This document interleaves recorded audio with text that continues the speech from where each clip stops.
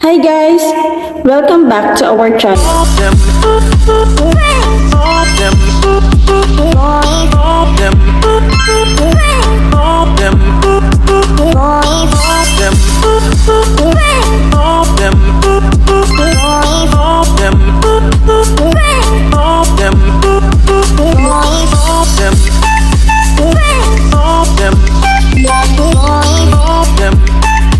I am Casey and I make videos about business, financial literacy, tutorials, and life lessons.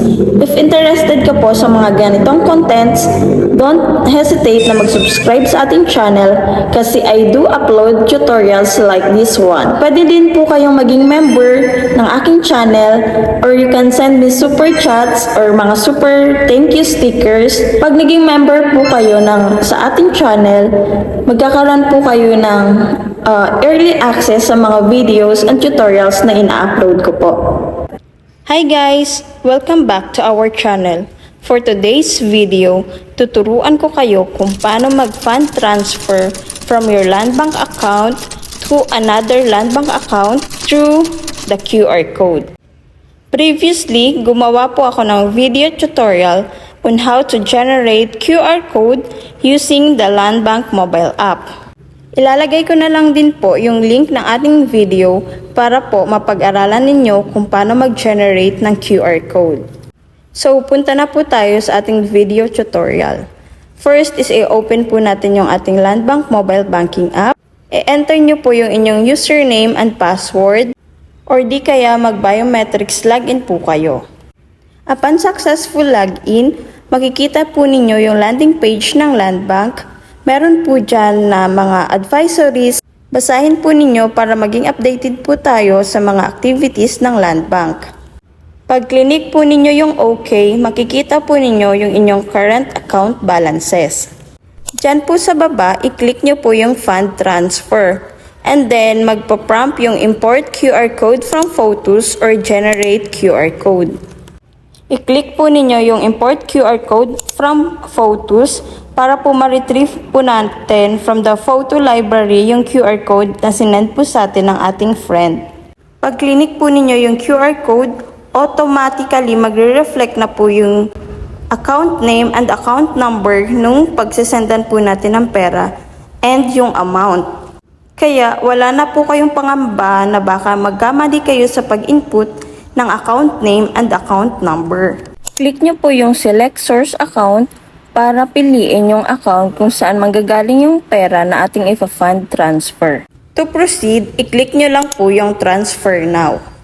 After checking na tama nga po yung mga details na na-input ng QR code, pwede na po nating pindutin yung confirm.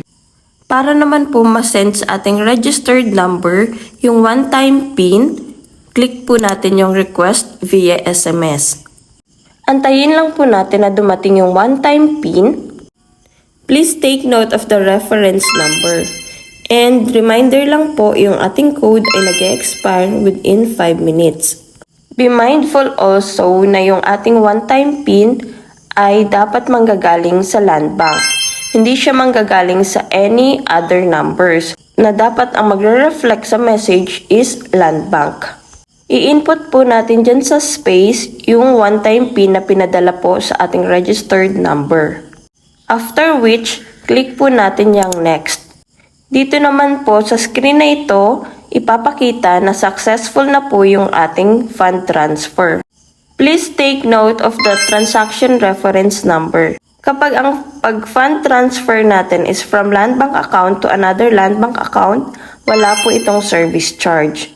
You can take a screenshot para naman po meron kayong copy ng ating transaction or you can directly send it through Messenger doon po sa ating pinagsenda ng pera. To go back and check yung ating current balance, click nyo po yung done. Mapapansin po natin na nabawasan na ng 5,000 yung ating balance. To log out, click lang po natin yung arrow sa taas and then yes. So that's it for our video tutorial today, guys. Don't forget to subscribe to our channel. Comment down below if ever may mga katanungan po kayo. And don't forget to share this to your friends. Po na ang tutorial pong ito is para sa mga Land Bank account holders na merong Land Bank mobile banking app and then yung account nila is enrolled sa Land Bank iAccess. Ang pag-generate ng QR code is a way para makapag-fund transfer tayo ng safely and easily. Sa pag-generate po natin ng QR code, mami-minimize po natin yung error sa pag-input ng account name and account number. Sa paggamit ng QR code, mami-minimize po natin yung mga wrong send ng money from your account to your intended recipient. Kasi minsan nagkakamali tayo ng pag-input ng account number. Tapos, pag nagkamali na tayo ng input ng account number, kahit isa lang po doon, sa maling tao na po natin mapapadala yung pera na supposedly sa kamag-anak or kaibigan po natin. So, ang QR code is a safe way to transfer your funds from your account to your relatives or family or friends. That's it, guys. I hope na meron ka pong natutunan sa ating video tutorial today.